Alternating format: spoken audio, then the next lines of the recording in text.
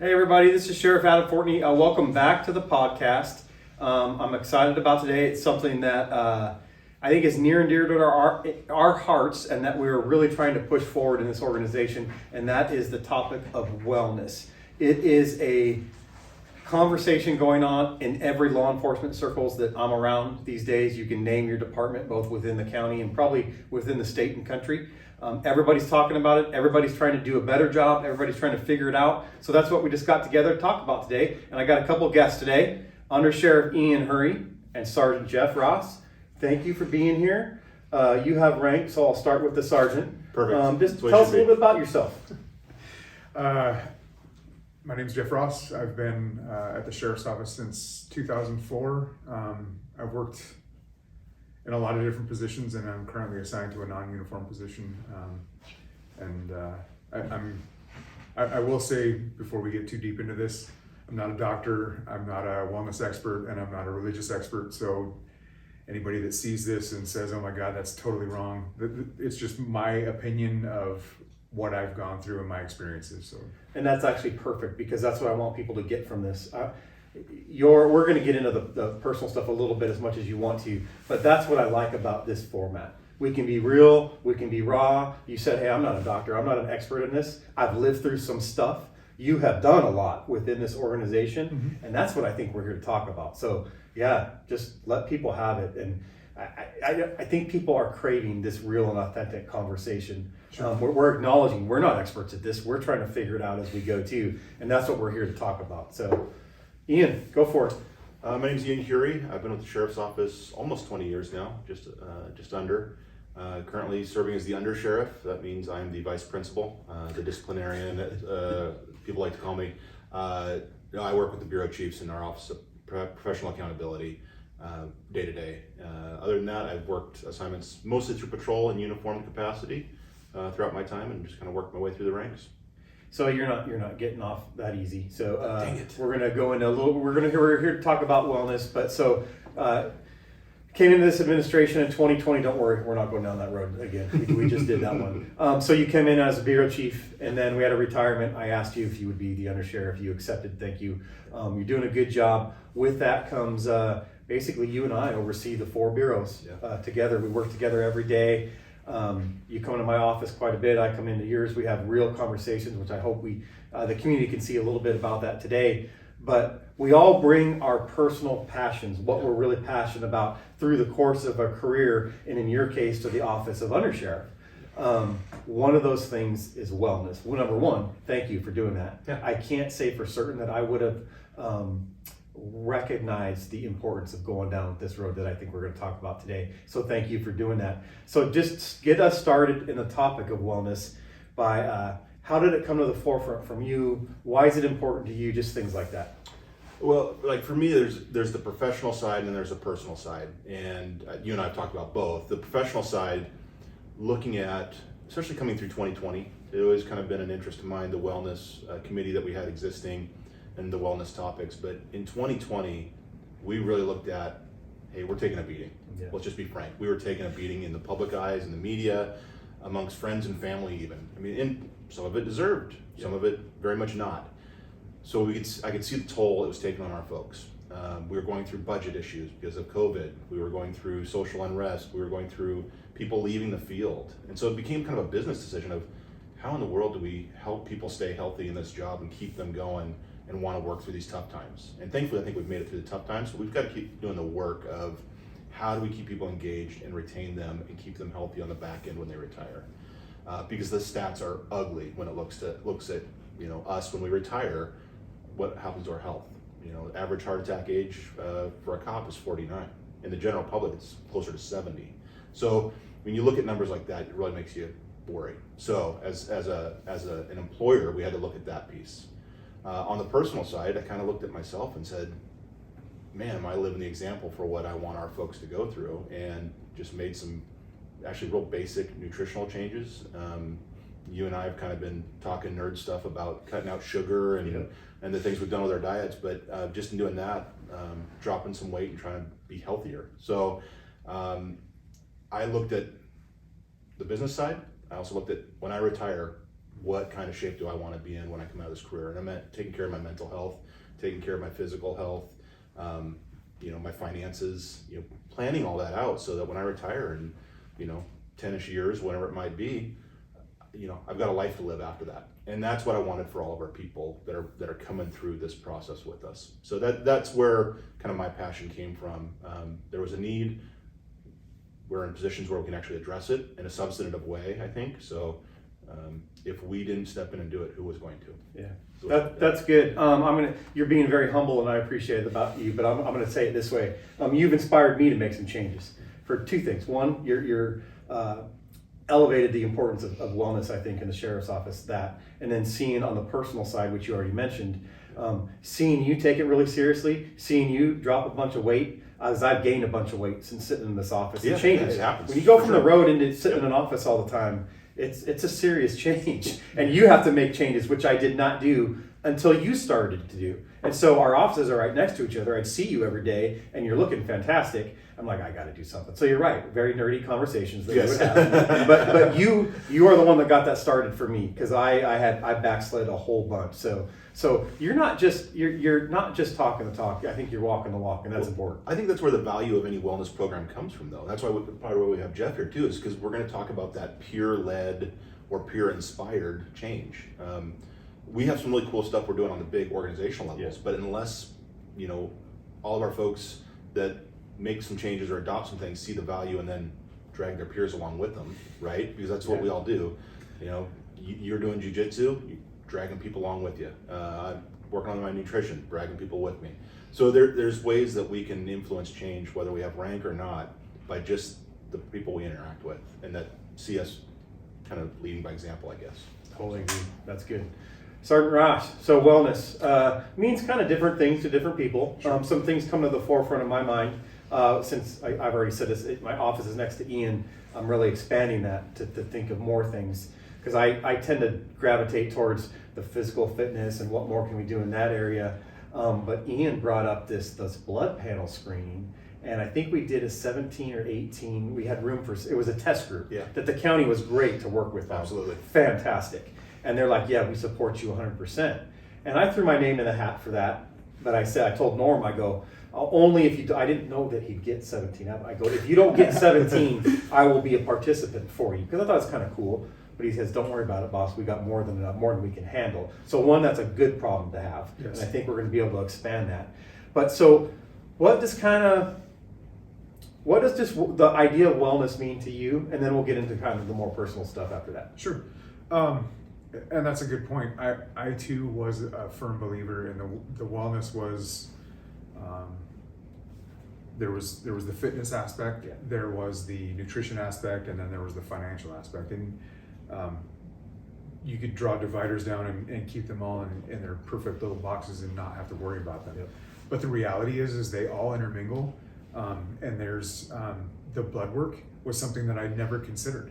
And had I considered that, I probably could have circumvented what I wound up going through just recently and not had to deal with what I'm dealing with now. Yeah. And so I think the fact that our organization is taking this seriously and pushing it out to our people, hey, look, we're not just pushing this down to you guys, but we're doing it too, and we want you guys to be healthy, and we want you guys to live a long and fruitful life and milk left retirement for as long as you can when you get out of this. I think that's important, and I think it's an important message to hear from our boss. You have to. And the important thing about, we don't need to get into communication and stuff, but messaging. People, they don't want lip service from their boss. They don't want lip service from Ian in this area. They want to know that we're taking it seriously. Right. So we're just starting. I hope people are starting to see a difference, though. We are trying some cool stuff. But we mentioned a blood panel. We mentioned kind of the trial period that we did with the partnership with others in government in Snohomish County. And then you mentioned it might have helped you with some personal stuff you're going through. And that's why, thank you for being so gracious. It's not easy to talk about this stuff all the time. And we have this kind of youth group we're doing on the side, and when we bring in speakers for that, we always remind the youth, it is not easy to get up and talk about personal stuff. It's just not. Right. So thank you for coming in. Absolutely. So let's talk about that a little bit, because I think, because we talked a little bit before we sat down, you want people to learn from some of the stuff that you've been through. And I think Ian and I could say that as well. But tell us what's been going on the last several months. So July 12th, it was Tuesday, which was my Monday, and I was working out. I usually work out before I go to work, and then would come to work and do my thing and then go home. I got, to rewind a little bit from that, I got COVID at the end of April, beginning of May. And I'd had some breathing issues, couldn't catch my breath. Yeah. Went through it, recovered what I thought was completely, but I still couldn't get my wind back. So I stopped doing cardiovascular training and just stuck with the weight training. But I was getting my sessions in and thought, that's huge. That at least I'm still doing physical fitness. And I started seeing a cardiologist to try and figure out what was going on with my chest.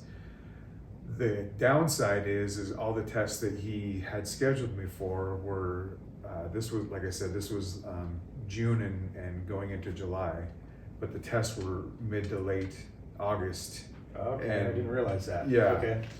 So fast forward back to July 12th, I was working out before getting ready to go to work. I have a gym in my garage, and I had just finished a set of crunches on the ground and stood up, felt kind of weird. And I used to wear an Apple Watch, and I'll get into why I don't wear it now. But it just gave me this weird symbol, and I was like, I've never seen that. So I tapped on it again, and my pulse comes on at 50, and then it jumps to 80, and then it jumps to 150. And I'm like, man, that's way high for just doing a set of crunches. Mm-hmm. That's not normal. So I sat down on the bench, and I was like, well, clearly I'm done working out for today. Maybe I can just, calm myself down, get my stuff. I'll go back in the house and get ready for work.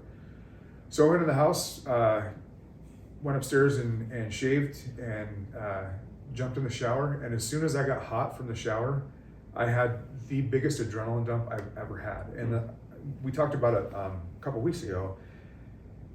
What was frightening to me after understanding what was happening was that I didn't have all the stereotypical signs that we learn about as young men and later into adulthood of what a heart attack for a man is going to be. The left arm pain, the back cramps, whatever. I had none of that. I couldn't control my arms and legs because I had so much adrenaline going, and I was short of breath. That was it. No pain at all.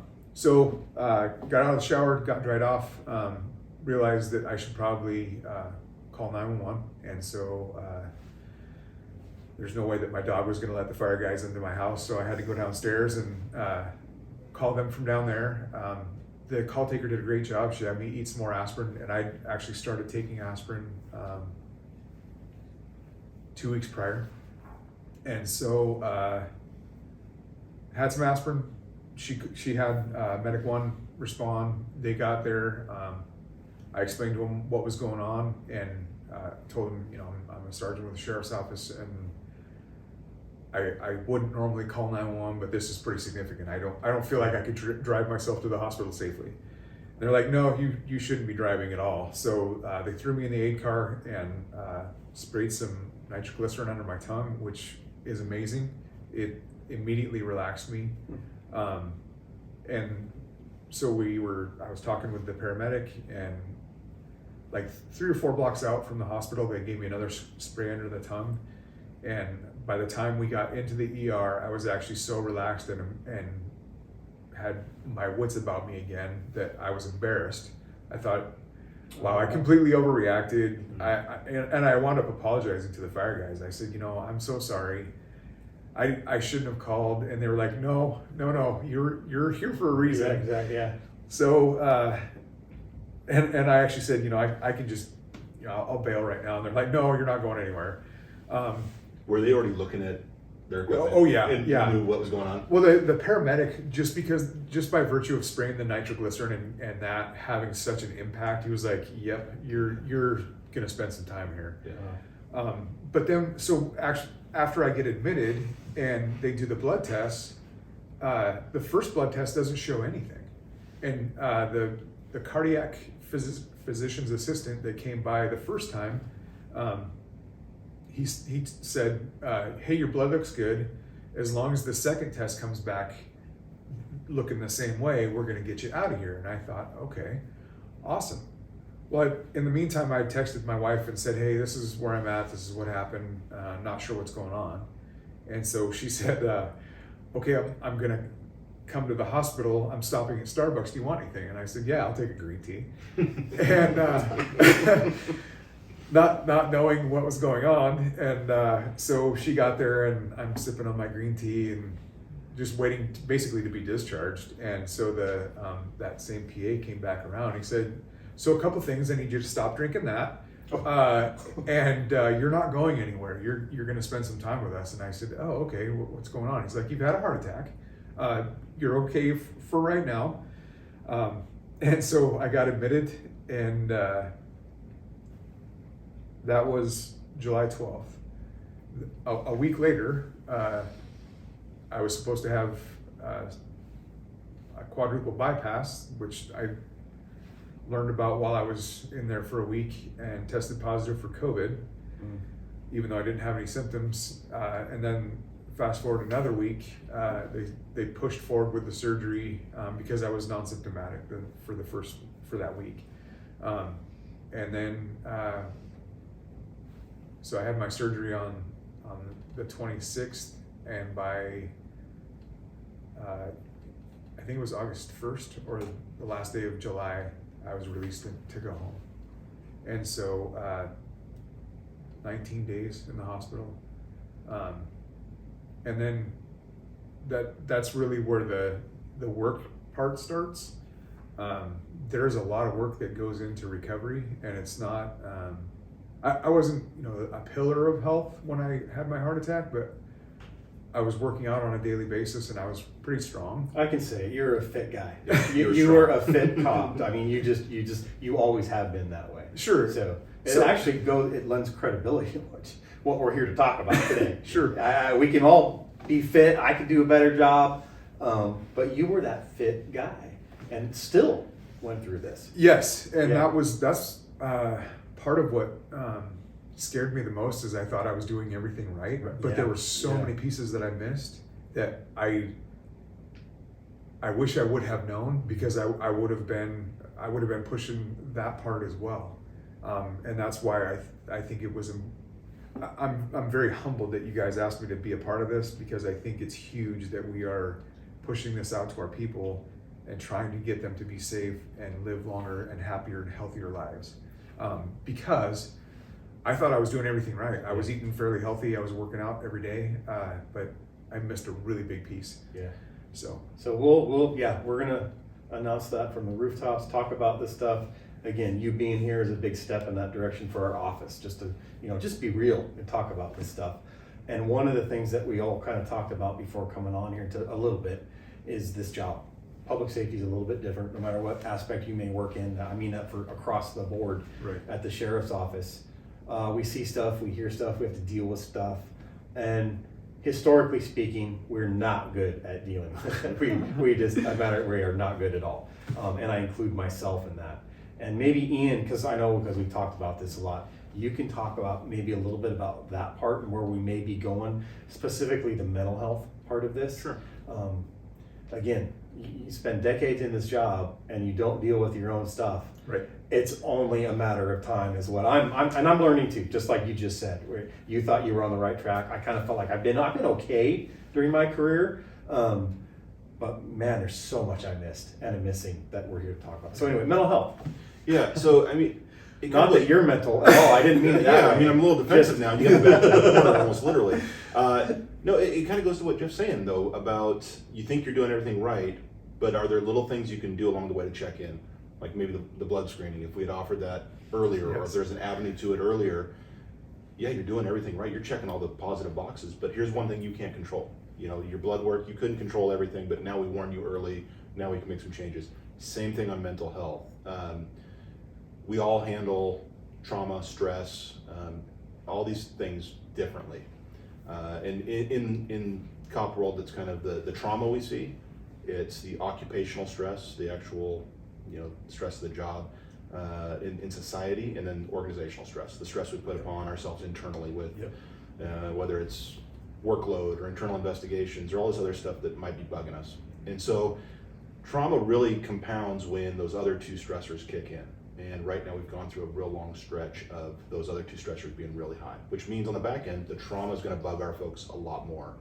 So trying to look forward to how do we get ahead of that? How do we start intervening before we get to a PTSD claim where that puts somebody's career at risk? PTSD is very, very treatable. It's probably the most treatable disorder that you can be diagnosed with, but we're seeing it not dealt with until 20 years too late. Yeah. So we're looking for getting ahead of that to early in someone's career, starting to create a culture of early check-ins with a mental health professional.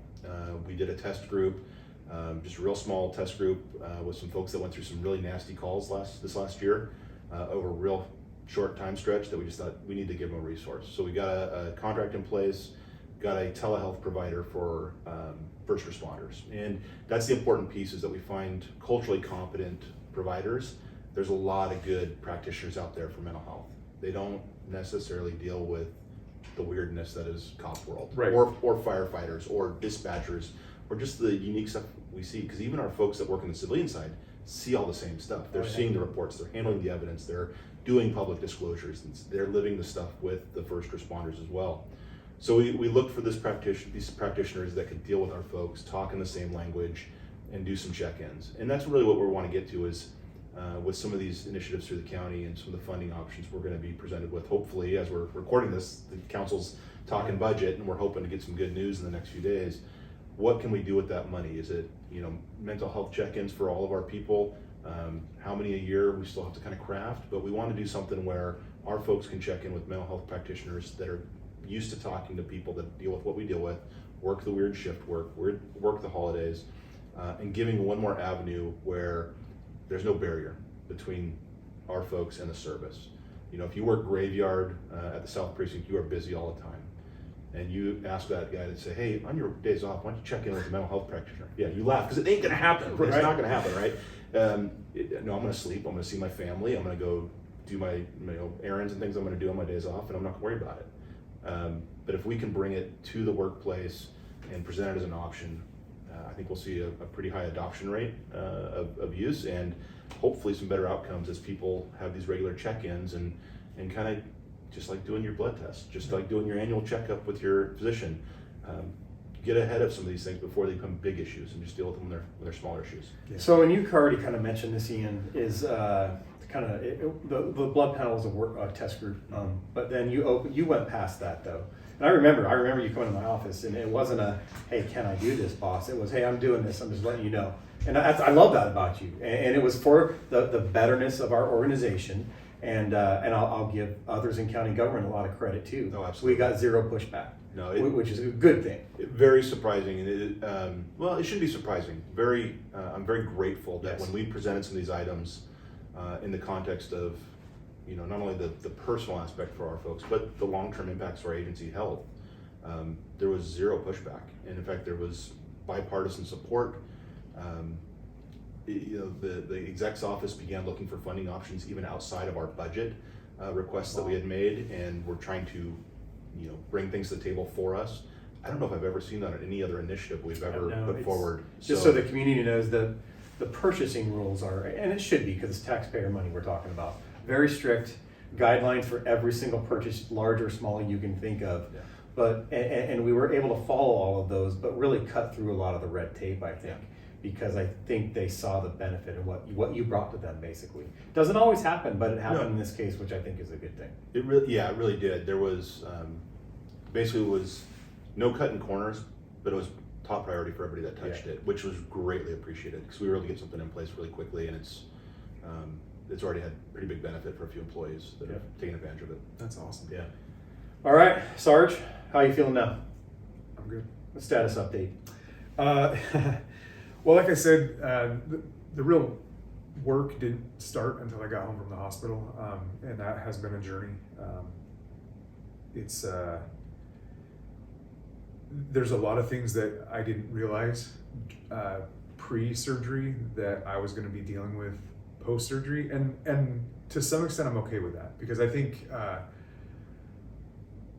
I'll just be blunt. I was scared out of my mind Yeah. that because I knew they were going to crack my chest open to fix what I had spent 49 years, which that stat. Ironically, right? Yeah. Oh, yeah, I I'd did spent- not like that number. I'd spent 49, and just a side note, I had my 50th birthday 2 days after I came home from the hospital. Wow. Yeah, so at least I wasn't in the hospital to have my 50th, and I was still alive to have it. Yeah, that's the most That- important. yeah. Piece, yeah. Thank you. But I didn't want to know too much going into that because I knew there was going to be so much to deal with afterwards, and I figured I would just wait. And to some extent, I'm glad that I did. But what I will say is that there's a lot of support groups out there. There's even specifically for cops. There's open heart surgery support groups for cops because we're kind of guarded about letting Absolutely. feeling vulnerable in front of people that we don't know. Yeah. And to some extent I am that guy, but I also want to, it doesn't matter if I save one cop life or one of our community members. I just want someone to learn from what I went through and not have to go through this. So one of the things that I learned was that post-surgery depression is real. And I didn't know that. I didn't know, I spent part of my career early on was as the crisis intervention coordinator. Okay. And I thought I had a fairly decent understanding of depression and PTSD and anxiety and all those things. Reality is, until you've suffered those things, you really don't understand them the way you think you do. And I got a full-on dose of all three: anxiety, depression, and panic. So one of the things that I hope our people learn from this is it's okay to be medicated. In fact, I encourage you, if you need it, get it. Okay. It puts you on an even playing field with everybody else. It's not, obviously you need to find the right mix, but it's not, you're not, it doesn't make you, It's not a weakness. right. It's Right. not a weakness. That's exactly what I'm trying to say. The fact that you are willing to admit that you need help, I think, is a strength. And I'll be honest. There's been days where I've sat at home and cried and had no idea why. Wow. I had no control of it. And it's funny because I've always been very controlled about my emotions, and I think that just kind of comes with the Cops in profession. general. Yeah. Yeah, absolutely. And not that my wife was happy about it, but she was like, "It's okay that you feel this way. It's okay that you're doing this." And I'm like, "No, it's not. I've never done this. This is not okay." And speaking of which, I have to give her a huge thank you. I'd probably be dead if it wasn't for her, just because when I got out of the hospital, I had so many medications. I mean, it was on a shelf this long, and some of them were doubled up because you're taking so many different medications for all the stuff that you're going through. And you're kind of foggy when you first get home, and I had no clue what I was supposed to be taking, what I wasn't supposed to be taking, and if she wasn't there, I'd probably be taking the wrong stuff. That's a huge deal, actually, and you typically think of that, well, because we're talking about mental health and what you. I'm glad you mentioned that because that's a big deal. I just heard Detective Gil Carrillo, I think that's how I say his name. He's retired, 38 years, LA County Sheriff's Office. He was the lead investigator on the Night Stalker case. So he did this talk. And he talked about the case this weekend, and then when he was done, he got a question from the audience. How did you survive 38 years of a county and LA detective? He said, my wife, my family, my friends. That's the three. And then I just heard you say that, and it clicked. Our support, our support structure, I should say, is extremely important. All right, Ian, I want to talk about briefly, where are we going in the area of wellness? What do you envision? We don't have to have it all figured out today, but where do you think we're going as an organization? Well, the cool thing is we have a wellness committee. A lot of employees that have signed up to say, hey, I want to participate in some way, whether it's financial health, peer support, nutrition, physical fitness. They all have their passion areas, so we're going to capitalize on that. Cool. In next year's budget, we're very hopeful we'll have a chunk of money that we can dedicate to wellness initiatives. and that's coming out of the benefits fund most likely at the county level. So it's not hitting our budget.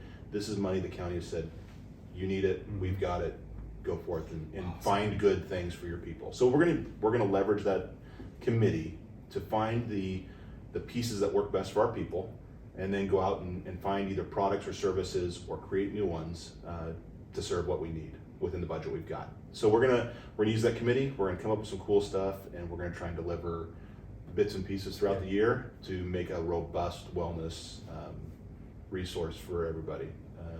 It's gonna take time, but that's where we're going with it. So gonna get the employees engaged and deliver something back. Some will be real quick, easy wins. The blood panel stuff might be pretty quick and easy. Other stuff might have to go out to like a request for proposals and the bid process, but we'll get through it and we'll start delivering some resources above and beyond the things we already do. Yeah, That's so cool. that's encouraging. That really is. Yeah, it is. It's new territory for our county, and it's exciting to see. So one follow-up question for you. Sure. Why don't you wear your Apple Watch anymore? You mentioned at the beginning. Yeah. So 2 days after I got home, I was doing my little. You start very small walks, and then So 19 days in the hospital, then you come home. yes, Okay. you start very small walks and then graduate to bigger walks. I had graduated to going all the way around, laps around my entire downstairs of my house. Uh-huh. When I got done, I couldn't. I've always been at between 60 and 70 is where I've lived for my resting heart rate. That's different now, and I didn't understand that, and so I couldn't get it to go below 100, and that's okay. Now I've learned that, but it freaked me out, and so I started obsessing. I'd check it like every 30 seconds. Wow, okay. And so that was one of the things that I didn't understand when I got out, was that there's going to be things that normal people wouldn't do. Not that I'm not normal, but No, as Ian says, we're a unique We are a bunch. unique Yes. Really, we're an odd bunch. yeah. So I was obsessing over it, and I was like, you know what? I don't need to know. I know that I have 4 brand new blood highways. I'm Wow. good. Very So cool. I don't wear it anymore. Cool. Awesome. Well, I hope this conversation at least helped a little bit. It helped our organization, helped the community know kind of the things that we're striving for. So again, thank you, Sarge, for coming in and talking about this stuff. I know it can be difficult sometimes. You did a fantastic job. Thank you. Ian, just thanks for always being here, man. Yeah, Thanks for my pushing pleasure. me in directions that you need to push me in, including in the area of wellness. So thank you guys. Really appreciate it. Yeah, thank you. All right.